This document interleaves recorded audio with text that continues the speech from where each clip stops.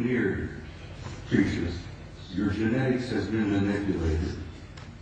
You're not the same that you were, and you are not the same of what your children and grandchildren and great-grandchildren will be in the next 100 years. The human race is going through a transition. And it's more than a transition. It's what I learned to be a transcendent transformation into a new race, into a new future. And your descendants will be as different from what you are here today as what you are from old Australopithecus 500,000 years ago. It's not something to be afraid of, something to look forward to. You're growing, you're developing, you're becoming a new race, you're becoming a new species. Your grandchildren, your great-grandchildren, your descendants on in the next century or two have destiny in the stars. Don't you doubt that for a minute.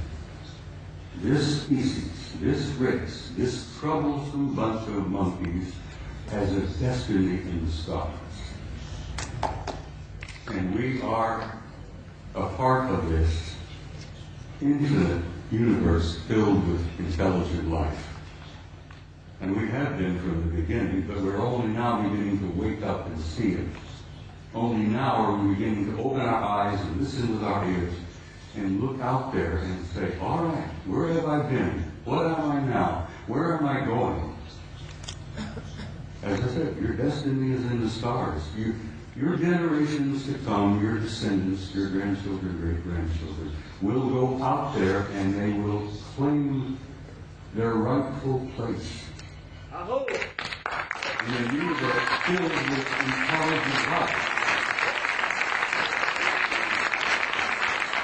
Your place out there belongs to you. You have a right to that, and you will claim it. There is so much to talk about. I've got some slides I have to share. Would you gentlemen please put the first picture up on the screen? I'm being assisted by some very wonderful people back behind the scene. I'd like to start with a shot like this. Pictures of this nature is sort of inspiring. It gives you a glimpse of the community that you are a part of. A little glimpse of the stars out there, the nebulae. That's where you're from, and that's where you're going home again to. It's where you belong. Next picture, please. I love these. They're so beautiful. I have some of these on my wall at home. But they inspire me. I look at them and I have a sense of recognition that I've been there before. And I know that I'm going back. But something happened in my country over the last few years that I'm very, very troubled by. Just last week, the United States celebrated the 40th anniversary of putting a man on the moon. And we went through this whole whoop-de-doo of patting ourselves on the back and thinking, gee, wasn't that neat? Armstrong, Aldrin, Collins up there in orbit. On the moon, aren't we great people? Aren't we magnificent? Look what we did. Well, let me tell you a couple of things that they did that you may not have ever heard about before. They took the few pictures they had it all televised, everybody, Walter Cronkite and all of them were looking out. Golly gee, isn't this great? Isn't this neat? You got a couple of guys on the moon. Ladies and gentlemen, my government, NASA, NASA, which many of us in the United States say stands for never a straight answer, proceeded to erase 40 rolls of film of the Apollo program. The flight to the moon, the flight around the moon, the landings on the moon, the walking guys here and there. They erased, for Christ's sake, 40 rolls of film of those events. Now we're talking about several thousand individual frames that were taken that the so-called authorities determined you did not have a right to see. Oh, they were disruptive, socially unacceptable, politically unacceptable. I become furious. I'm a retired command sergeant major. I was never famous for having a lot of patience. The idea when I found out that they had erased 40 rolls of film involving several thousand individual shots about what really happened up there, I became so furious that I could have punched the director of NASA in the nose. I try to be, I'm not a dangerous man. I like to tell people that, like Henry Higgins in My Fair Lady, I have the milk of human kindness by the quart in every vein. So I really am a gentle man. But I have the capability, the potential of being rather dangerous and violent. And these lies and these cover-ups that I've learned about firsthand over the years literally infuriate me.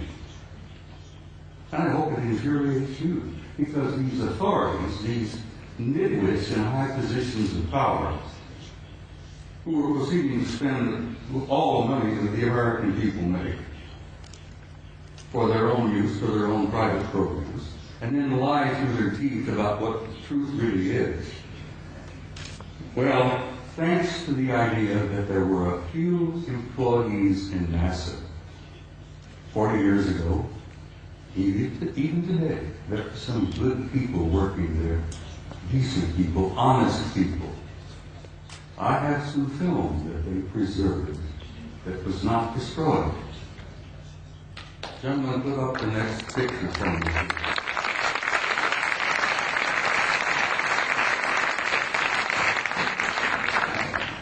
This is a NASA photo. This is Apollo 12. Apollo Systems 12, roll number 50, negative number 7348. They were flying over the moon before they landed. They went into orbit around the moon. As many of you, I'm sure, you know the system, you know the procedure. They went into orbit around the moon, and while they were there in orbit around the moon, a number of anomalous artifacts began showing up, showing interest in them. Next picture, please. This picture was taken by Neil Armstrong while they're looking out of the window of their little craft. This object flew by. There's the moon in the background, of course. There's this object that flew by the window of that little craft that they were riding in. Neil took the Hasselblad camera that he had, put it up to the window, and snapped this picture. Next picture, please.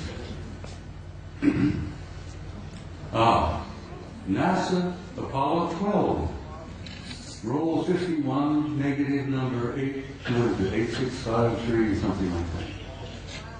Now this is a good-sized object. It's just several hundred feet in diameter that came up next to the lander, flew along beside them for a time. The guys in the Apollo crafts put their camera to the window and snapped the thing, and I've always jokingly said there were guys inside of this taking pictures of the NASA. We were photographing them, they were photographing us. Next picture, please. Photo NASA Apollo Systems number 14, Apollo 14. Roll 70, negative, what is it, 9837, I think, or 8827, I can't read it. This is the Landsberg crater on the moon.